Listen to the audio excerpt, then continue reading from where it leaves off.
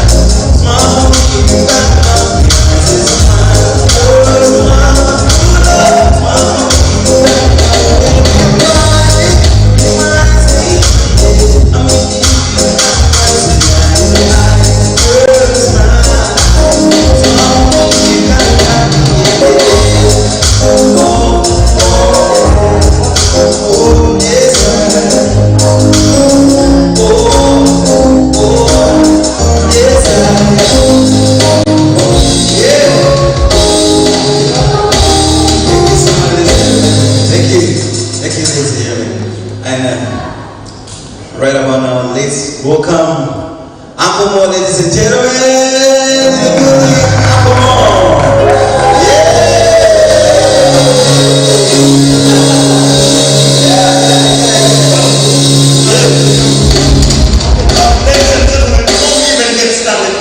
Let's appreciate Titanic Band, everybody. Thank you. Titanic Band, everybody. Yeah, Titanic, great legend, guys. Yeah, Titanic, don't sink, guys. Titanic, don't sink. And I want you guys to know that we're making history today because you guys are the inaugural. You guys are the inaugural audience of the MV Talks. Let's appreciate yourself. You're the inaugural audience, MV Talks. It's history being made today. We're going to talk about things media viability. We're going to talk about the hows, the whens, the why, dissemination of information, and how to make money out of it. But before we get started, ladies and gentlemen, like I said, I'm Uncle Mo, happy to be your host for the inaugural show. Yeah! Host of the inaugural show. I'm happy to be the guy up here when we are launching. And before we get started here at the MCI, I need someone to kick us off. I'm going to have a couple of people that are going to come up here and we have conversations about media viability, yeah? A number of them you'll know when we start, but before we dive into that, I'm going to introduce to you someone. My mic good? My mic, yeah. That are catching us live on Zoom. Let us appreciate the guys on Zoom. The guys on Zoom, we love you very much. You're watching us live. Yes, we're coming live from Kabalagala here at the MCI Hub. But before we kick this off, there's a guy I need to introduce to you. This guy featured on CNN African Voices. Let's first clap for that, man. That's crazy, man. This guy was highlighted in President Obama's lecture at Mandela 100 in South Africa. A hand clap, guys. This guy is I'm proud to know this guy. Ladies and gentlemen, the team leader, CEO and co-founder of the MCI. Ladies and gentlemen, Mpindi Abbas. Hey! Hey! Happy to see you, man. Mpindi Abbas. Hey!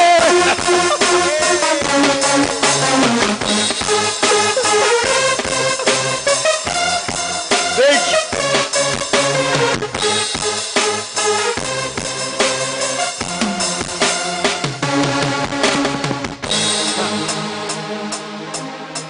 All right. Good evening. Good evening. How are you doing? Someone made a joke yesterday that I was going to talk about my granny. So I promised that I will not. But since I've already done it, so it doesn't count. So my name is Abbas Mpindi. I work as the CEO of Media Challenge Initiative. It's a pleasure to have you here for our first ever media viability talks. This is a beautiful event to really get ourselves together as journalism, as a media industry, to come and interact and get to know what's going on in the industry. But also, let me get this mask off really. But also to get to see what are some of the innovations that young people are working on. So there is a story that I wanted to share. I have a friend in South Africa, and recently we're having an interaction, and he shared one thing. There is a direct correlation between GDP of a country and storytelling. And this is how it works. For most entrepreneurs that get media attention, or their stories are told in media landscape, they get funding. And after a long time, if you track those entrepreneurs that got their stories told on CNN, on social media, everywhere, you realize that there is really a direct relationship between their survival or thriving in the industry compared to those that don't get their stories told out there. So we wanted to use this platform to make sure that we not only understand the power of storytelling, but the power of innovation when it comes to media for information for public good. So this is one of its kind. We will continue to do media talks, and we'll have, I think, 3 more coming up in this year So our hope is that after this one, we will give it away to the public and see who else wants to support so that we can continue to have this event at least maybe twice a month or even more. I want to thank our funders, DW Academy, Aga Khan University in Kenya, who are the prime funders for this program. And I also want to welcome all of you to the Media Challenge Initiative, MCI Media Hub. And this is important for me because to get all of you to come here on a Wednesday is not something we take for granted. So I appreciate it. And I don't want to take a lot of time because we have Uncle Mo right here lined up for you with other panelists. So thank you so much, Uncle Mo. Over to you. Man. Thank you very much. A big hand clap to Abasi. Yeah, this guy decided to become everything my parents told me to become, but I didn't. How do you live with yourself? Now, ladies and gentlemen, as I get into the moment of thinking about my misfortune, I would like to welcome a friend of mine and brother. This guy is probably the best product we have ever produced in poetry, coming under the umbrella that is Chitara Poets. Ladies and gentlemen, the very talented Kagai. Hey!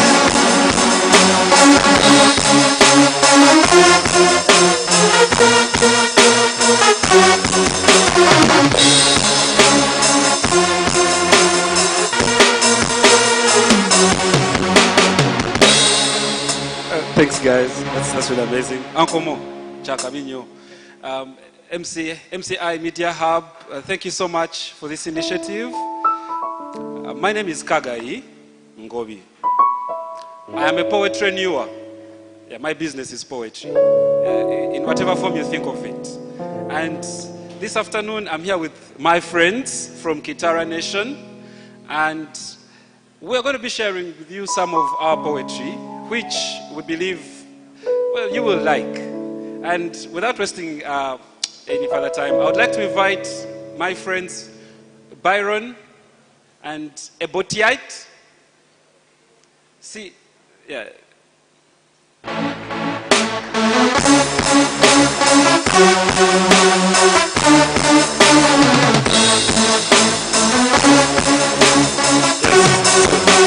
These friends of ours, they have a poem they would like to share with us. Let them take it away.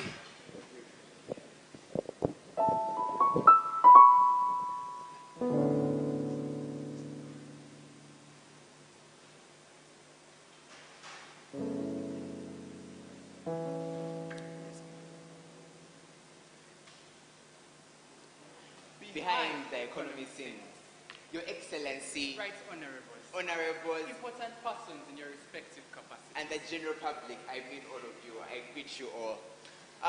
Mr. Speaker, I would love to present to you the financial year 2020-2021 under the theme Industrialization for Job Creation and Shared Prosperity. So, Mr. Speaker, this is us. So far, so good. Industrial output dropped from a visible 2.8% to a 1.3%. Yes, 1.3%. Agricultural output too also dropped from a visible 4.8% to 3.4%. Construction sector, hell knows. Growth in services declined from 5.9% to our 5.1%. We might have had an increase in demand from a 1.0 to I think a 2.0%. But with scarcity of resources, a great year it has been. What next is in store for us? Please, Honorable. Amazing. Thank you very much.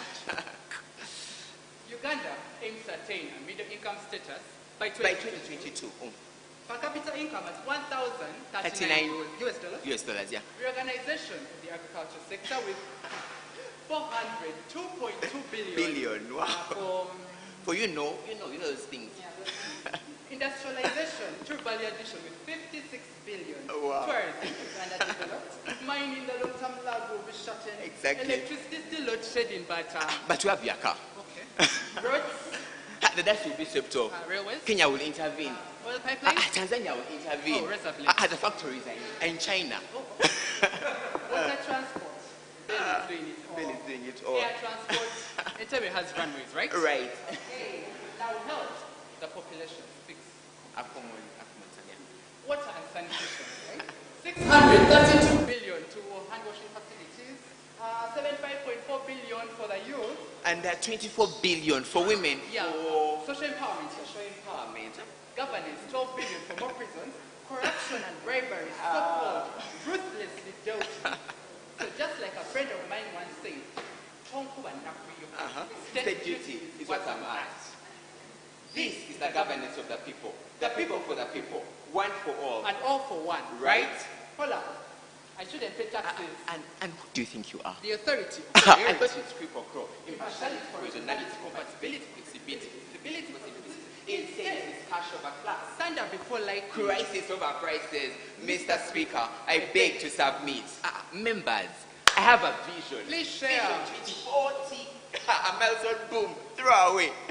Hakuna mchezo, no jokes. To first use the motto more often than them. Hakuna matata for the rest of your day. Hakuna matata.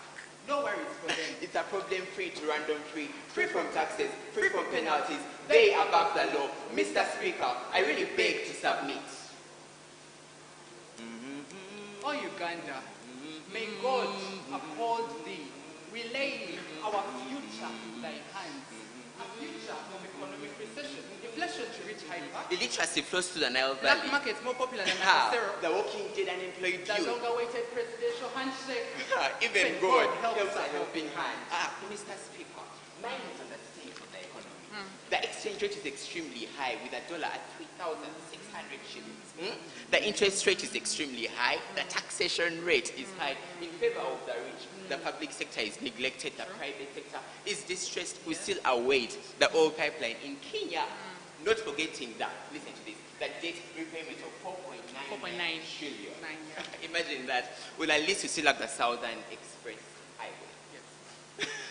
Mr. Speaker, mine is behind the economy scene. Exactly. Uganda, once at the same level with Malaysia, still exists as an Developed underdeveloped country, exactly. This is where we stand. Military growth for economic wars, corruption has slipped through the judicial system, feminines a positive check, education for unemployment, health workers lowly paid, teachers undermined, needy transplants forced into human trafficking, and a national budget, a closed entity to the public. Is this our shared prosperity? This is our home, a crane on one foot but never moving forward. A 59-year journey, but with hollowness and sadness in her story she told. Her economy story told best by her broken backbone. Her economy story is told best by her heart of minerals. But her economy behind the scenes. Now, those have been seen best by us. Mr. Speaker, I beg to submit, for I rest my case. Let's appreciate Chitao Poets, man. Big hand clap and some noise for Chitao Poets. Those are Bayomba.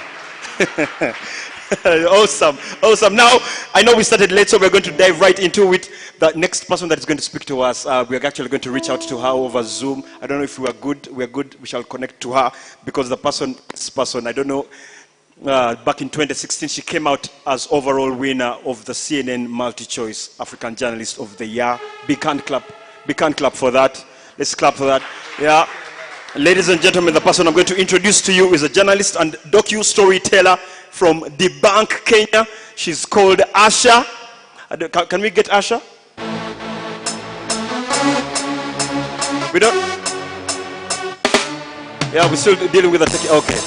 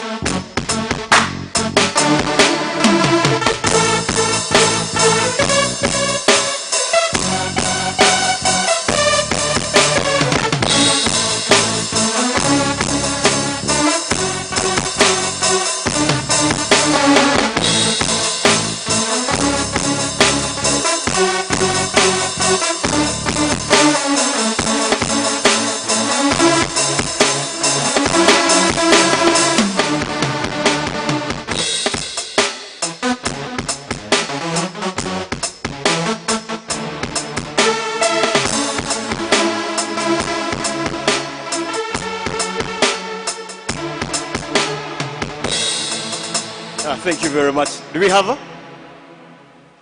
Yeah. Oh, shall we move on? Okay, Kali, when we fix that, we shall get her. Okay, now, as we wait to get with the people at Debunk Kenya, ladies and gentlemen, next guy I'm going to introduce to you. This guy is a Nigerian based in Kampala. This guy has written for BBC. He has written for Al Jazeera. He has written for CNN. This guy formerly worked at AFP, and now he's the managing editor at Minority Africa. Ladies and gentlemen, welcome with me, Caleb. Hey!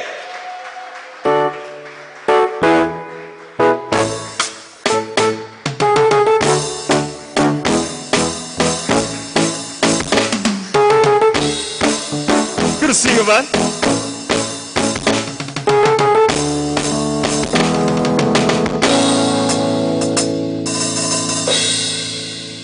Hi, man. Can we get some sound for Caleb, man? Yeah, they're coming. They're coming to you. Here's some sound for Caleb. Man, good to see you, man. Good to see you too. Awesome. I mean, happy to host you. I think we met yesterday. I'm happy to see you again today. I don't know. I don't really remember the color of your hair yesterday. Do you match with the pants? It depends. Okay. I love your fashion sense. Now, first of all, let's find out Minority Africa. What are you guys passionate about? So Minority Africa is we're a publication that started in 2019, and we're primarily just doing solution storytelling on minorities from across Africa, which is, of course, data-driven, and we employ a lot of multimedia and immersive journalism as well, in a sense. Nice. Yes. And, I mean, what was the inspiration? I think when I began to write more for international media, I realized how much misrepresentation sometimes, especially in mainstream African media, existed for minorities, and how half the time you had to sort of defend that your story belonged in a place even though you didn't need to. And that sort of made me see that, we need to have a space where minority stories can be told, whether it's women's stories, persons with disabilities.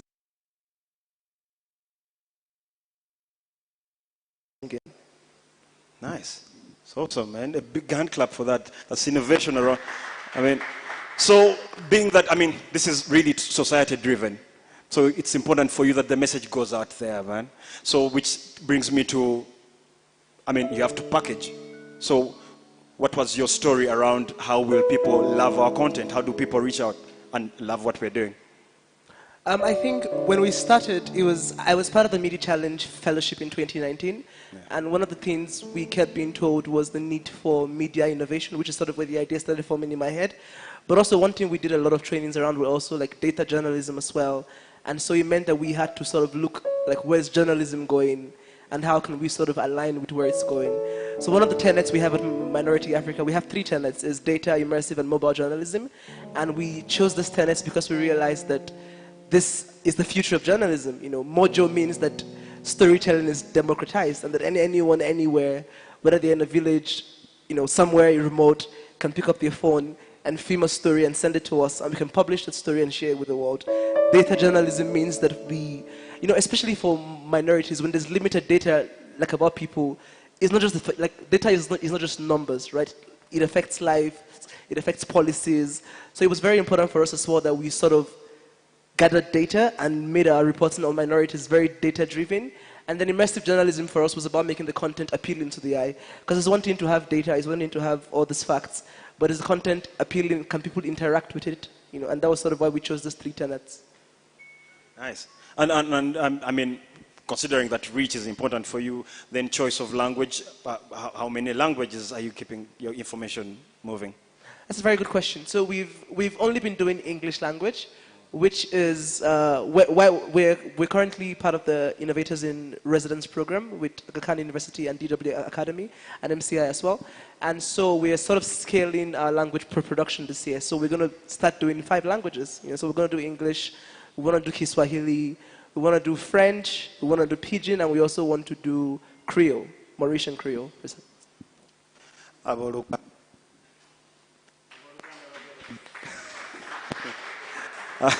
Aboluganda babirabidde temuliko. Yeah, but I need to understand, you're pushing the conversation around communities. success, influence. Tell me, do you have a metric to know that actually you're driving influence, that actually what you're doing is causing change, is bringing about what good in the public? Do you have indicators to know that actually what you're doing is doing the moves you expect it to do? Yeah, so I think from the very start, we were very conscious about how making our indicator for success just numbers could also limit us. So we don't often measure impact by numbers, really. We measure impact more by things like people we reach, the feedback we get, but not the numbers. And not to say that numbers are not great, right? Numbers are great and they're important. But I think that what numbers do sometimes is they can derail us from wanting to make impact or from the kind of content we want to produce. So I think our current metrics, of course, are the number of stories we produced, but also the quality of the stories. So it's quality over quantity for us. We say we're a very slow newsroom. My colleagues are there, Patricia, Cynthia, Silas. We describe ourselves as very slow newsroom. We don't want to break the news. We want to unbreak the news, And when you're unbreaking the news, it means that you have to go beyond. Let's say there's the MCI Media Availability Talk happening today. That's a news story.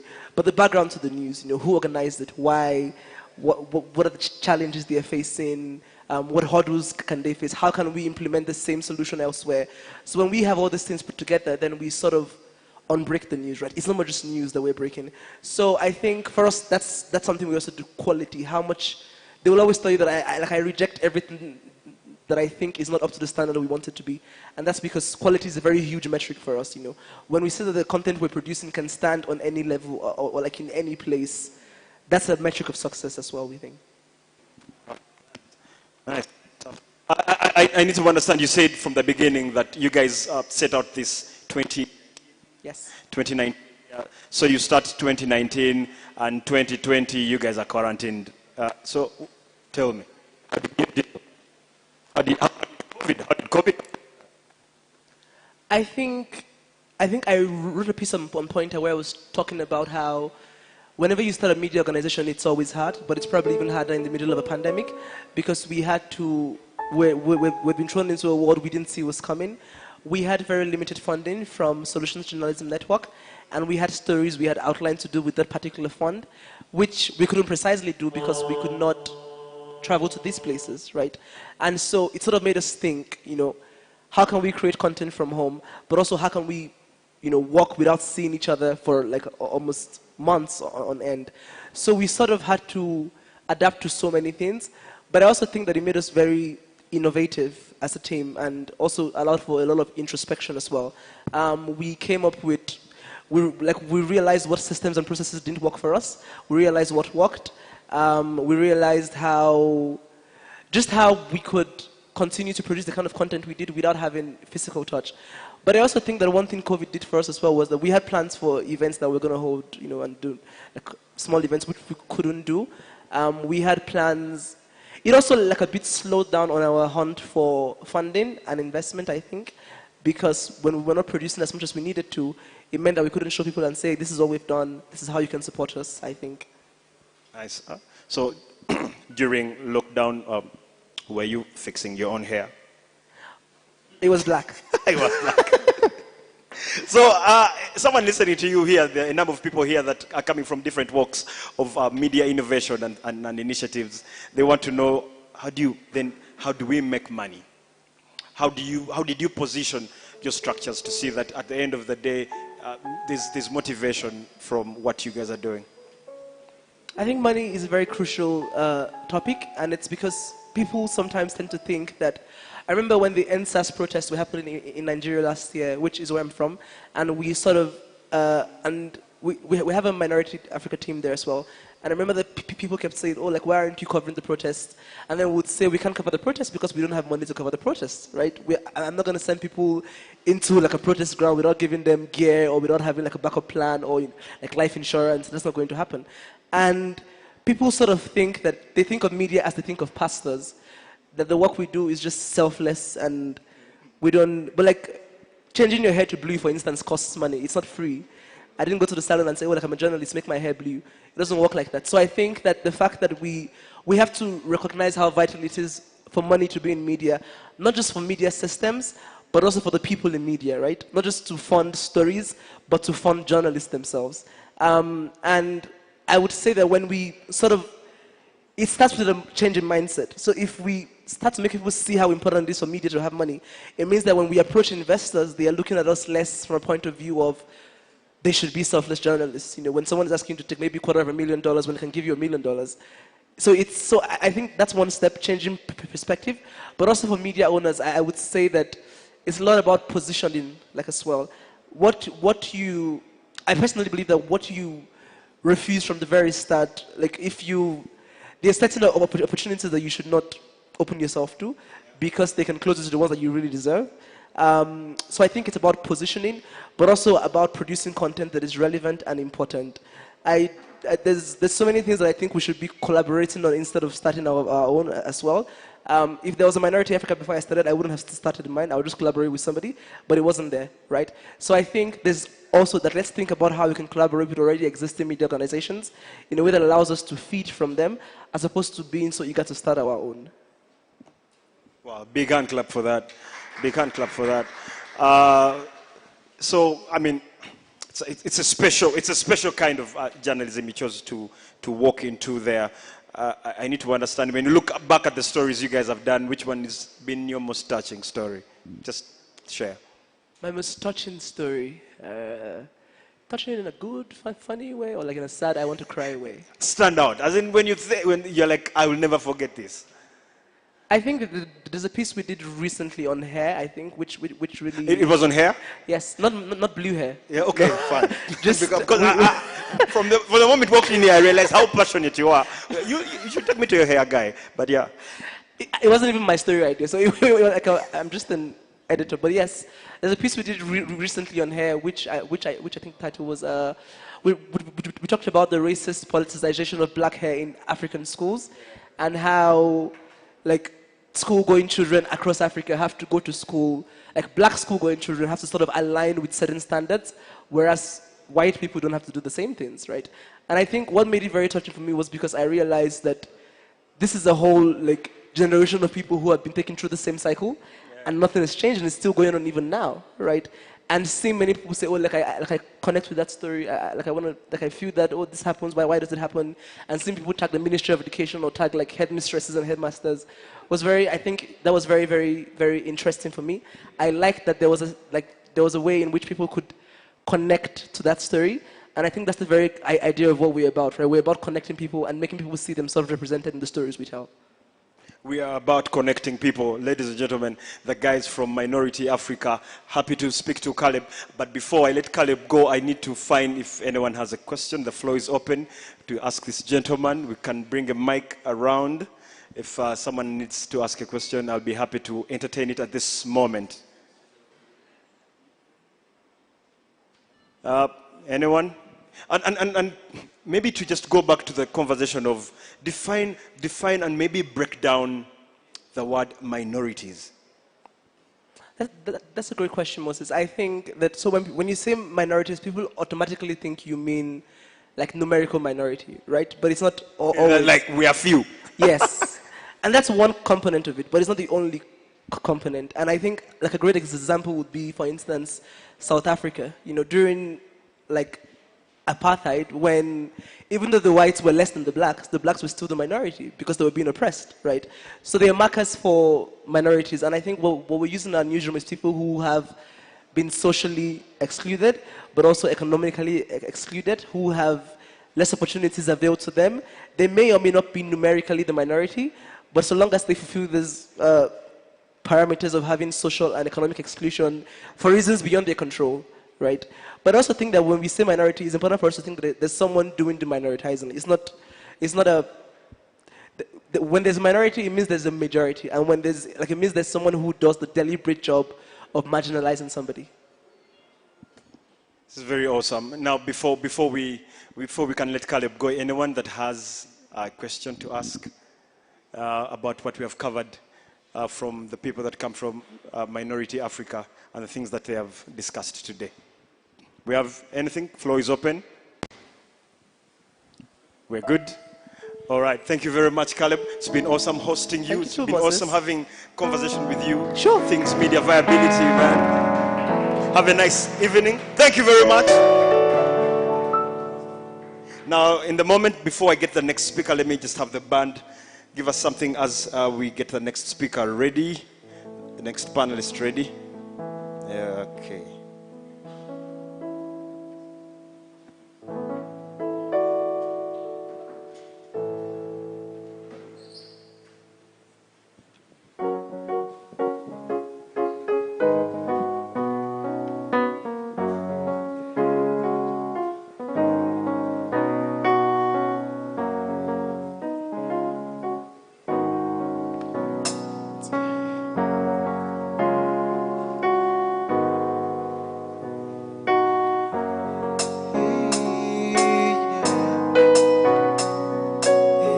Superstar BT, movie star BT, sing me wagati.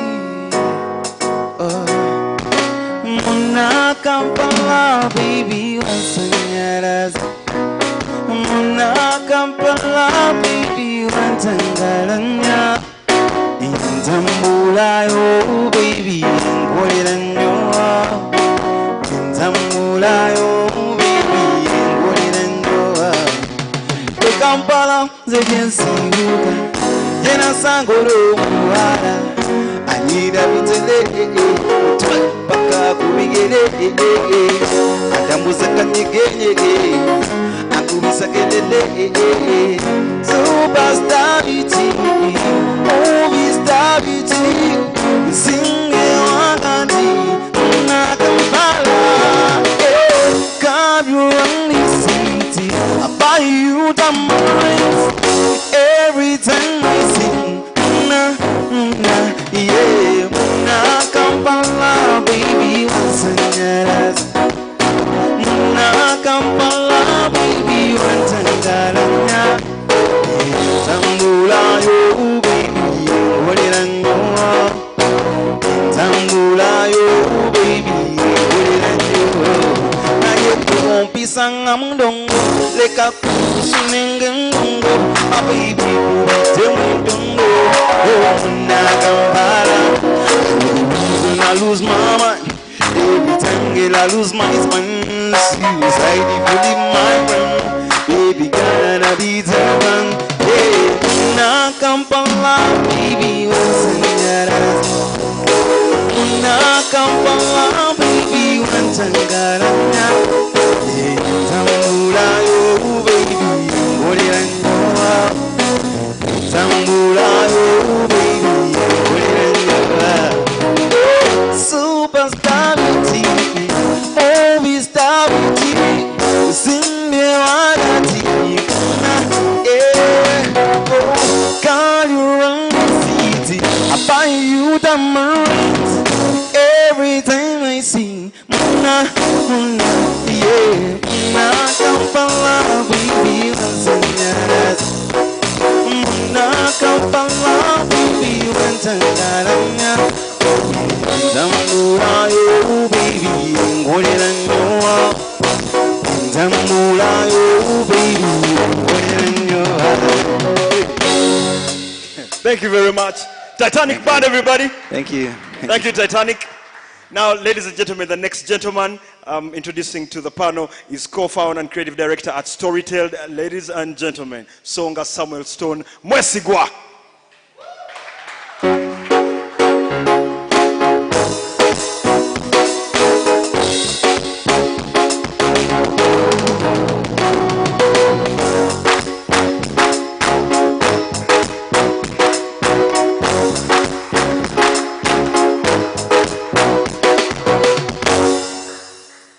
Songa Samuel. Happy to see you, man. Same here. Finally, this is happening. Yeah, You finally have it is dodged my presence. He's dodged my presence for 4 years. He's turned into a star. I did not. And I'm very glad we are here. Hopefully, we don't get into that conversation. Look at me putting you on the spot when Okay, you should be cool. doing that to me. First of all, tell me, Storytel. Yes. What do you want to know? I've had it. I mean, we had a conversation about it, but maybe someone here who needs to know what actually you guys are up about. So tell me, what is Storytelled about? Why did you choose Storytelled?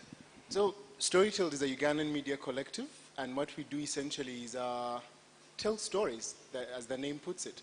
But what stories? Maybe that's where the answer needs to be more specific. That, as the last speaker was here put it right, there are so many stories that fall through the cracks as the mainstream media covers the so-called big stories of the day. Stories that are maybe smaller in nature, but then of importance at the same time, might get lost in translation. So what Storytelled does is try and focus on those very stories. And I usually give the example of our most viral story.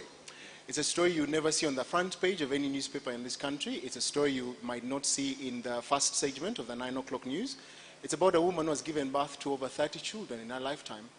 And it has about 20 million views, over 20 million views at the moment. So there's so many stories in our society that the current model of journalism might not regard as important. But as you and I know, stories are building blocks. So we have to revisit what we define as a story. What is a story?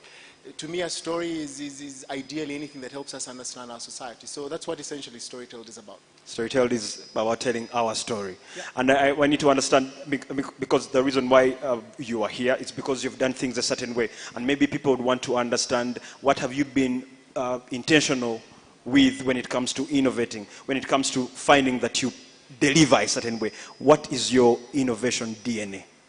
I think when we speak of innovation DNA at Storytelled, it's the understanding that we are surviving at a time when almost everyone is a storyteller by way of the mobile phone.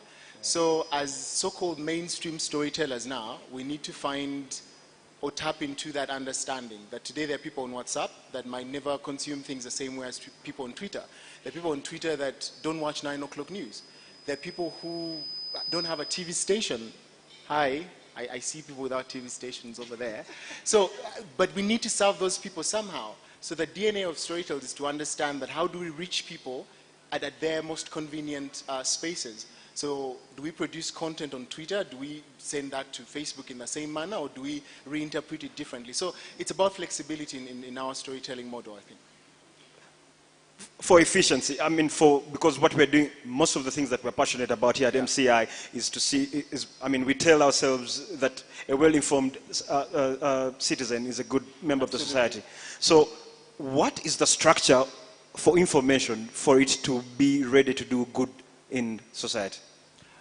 I think being a young person, and then majority of our audience also falling under that category of the youth, for me answering that question is simply, how do we make this information digestible?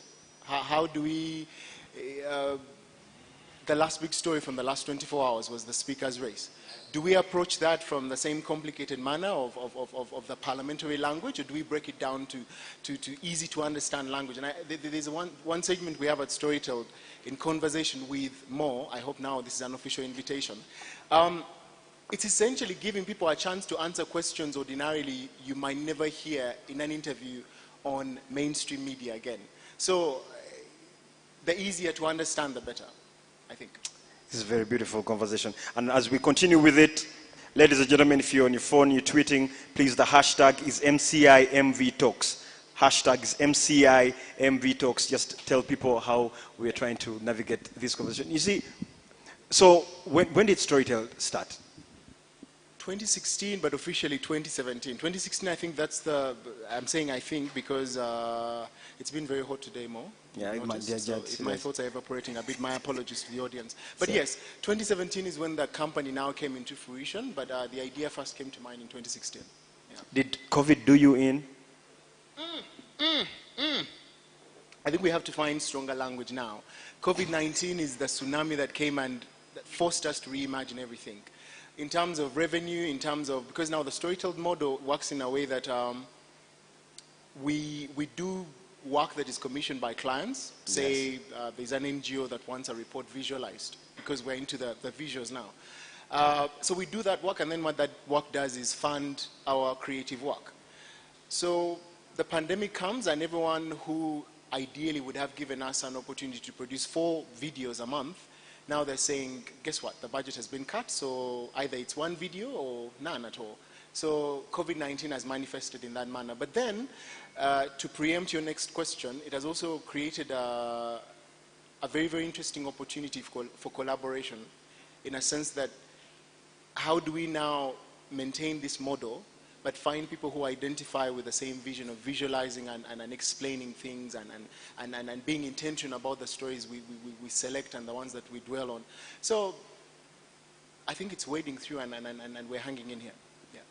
So it's majorly the gig and whatever you're doing at Storytel is the life into it is from the funders that you do work that is outside the actual The gig. monetary life, yes. The actual gig that you do. So what happens? So anyone who wants to tap into that kind of, in your similar media space, they must prepare that's where money should be made, or is there other ways, are there other ways you might want to try and see how whatever you do money keeps coming from different corners and keep you afloat?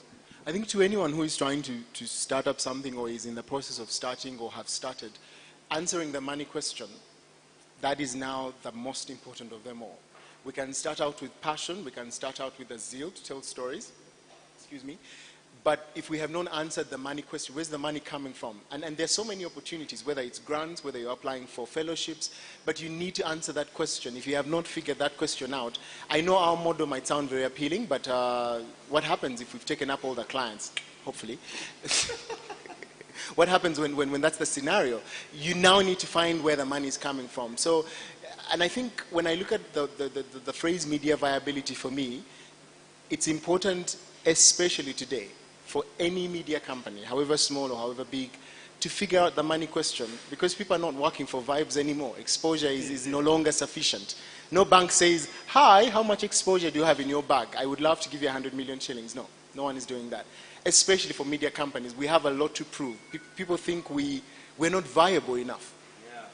Like, it's just news. No one is paying for news, at least not in Uganda. So the money question is important. And I don't have a straightforward answer, sadly, but figure it out. Or come and have a conversation with me. I hope I'll be helpful somehow. A big hand clap to this guy, a very real guy, with the way So before we close the conversation with Samuel Stone, does someone have a question for him? Does someone have a question for him? And how can we reach out for Storytel? info@storytel.net, but also our social media platforms have open inboxes. So I wish everyone was, everyone shouldn't do this. Don't open your DMs, people. Keep them closed. But yeah, reach out. So ladies and gentlemen, Samuel Stone, this guy is an aviation and plants enthusiast. Do you have so many plants in your house? Is 300 a number you want to listen to? What? So, ladies and gentlemen, I will see myself out now. Samuel Stone, everybody. A big hand clap for this guy. Very happy to meet you. Guys. Thank you very much to the guy from Storytel. Awesome guy. Yeah, I knew about his thing with aviation and plants. And now we want to dive into the next person. This person I've just met recently. She's a communication specialist. And I think there's a time she was doing a little digital content work with Nation Media Group here in Uganda. That's with Spark and NTV. Ladies and gentlemen, the lady of Black No Sugar, Patricia Chikula. Come here. Hey.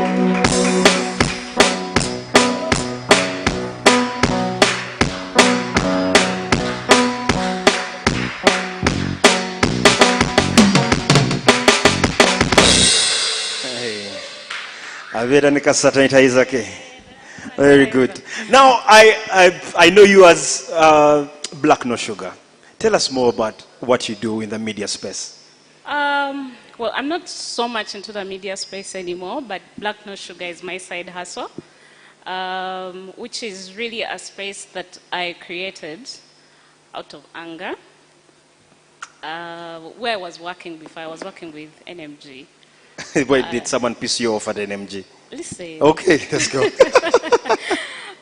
So, I don't know if you watch the news and you feel like, I felt like there was not enough representation for women, but especially young women. We see the same faces. Recently we were in the speaker race, and as seeing Cecilia Ogwal, who I have seen, I think since I was maybe 6 or something. Like, we see the same faces all the time. The stories are the same. When women appear on TV, we are asking them who they are dating, what they are wearing. For the record, I'm not going to ask who you're dating. I will not answer.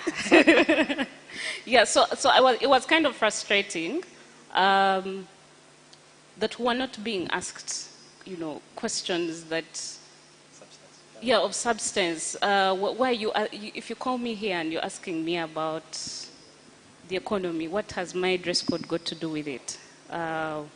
What does who I'm dating or who I'm married to or how many children I have, what has it got to do with it? I was seeing, I think it was Flavia who left NTV the other day, and the article that was writing about that mentioned her as a mother of one.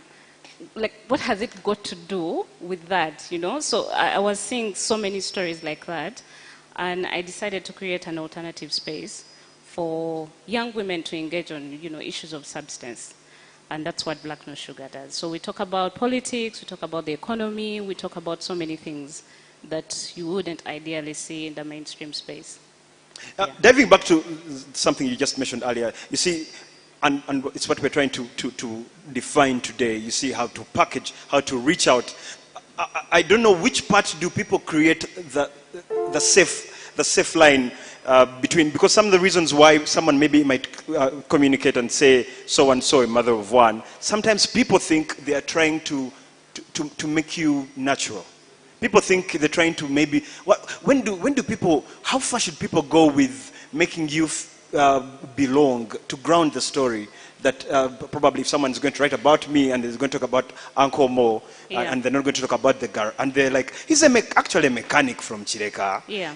When they put the mechanic from Chireka, there should be a way the story is grounded. Like, he's actually an ordinary guy. To personalize you? Yeah. I think it shouldn't matter. I shouldn't be less of a person because, or more of a person because I'm dating so and so, or because I have I'm still a person, and I still, it doesn't matter. So what happens to a person who doesn't have those things? I get you. So it doesn't matter, which means it's not necessary to add certain things about people. Depends on the context, really. Also. So I come back to you. So how, for you in your, from what you've just said, then how is the story, how is information structured for us to be effective, or for media to be efficient in reaching out to the public?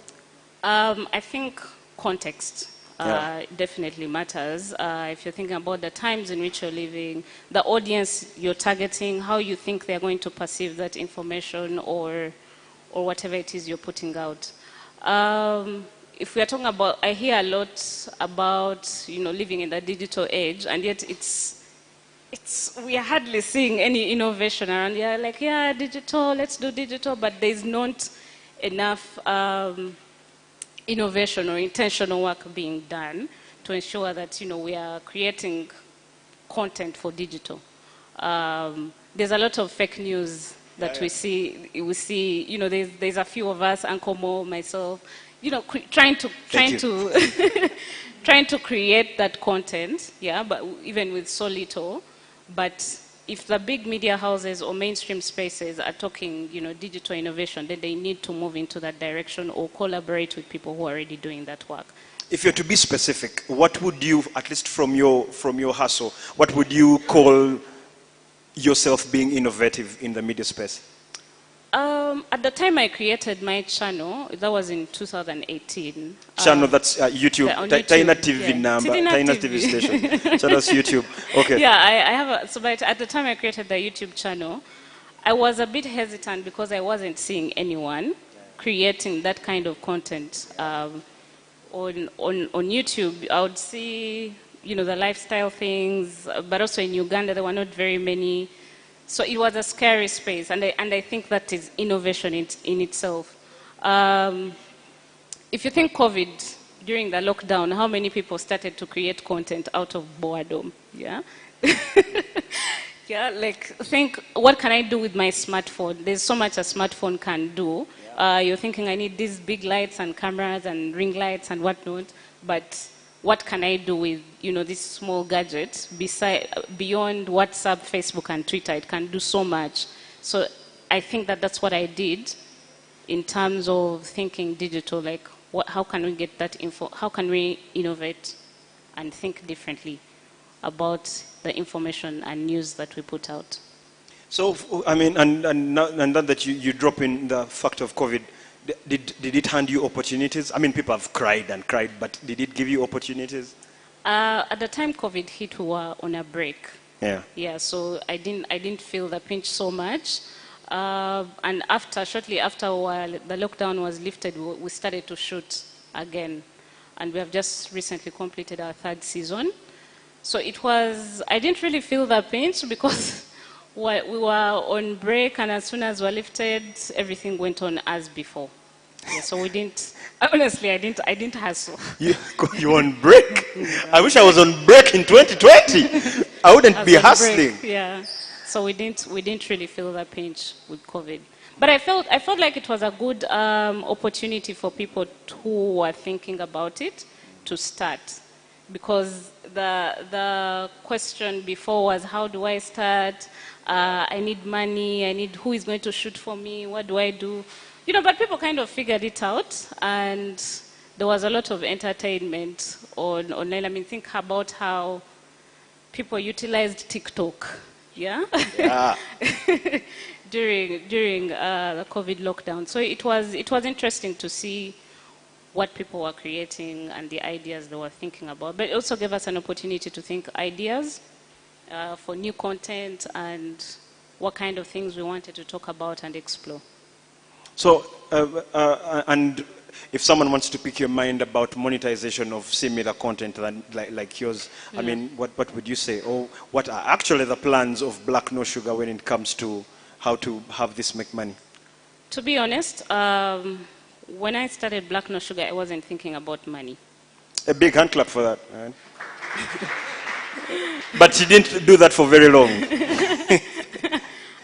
I wasn't thinking about money. Even now, it's not really so much about the money. Yeah. As I think when you think about the why, you think about your idea and say, why am I creating this idea? Yeah.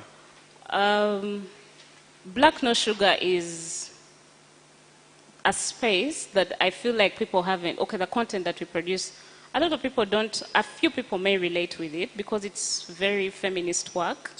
And people are kind of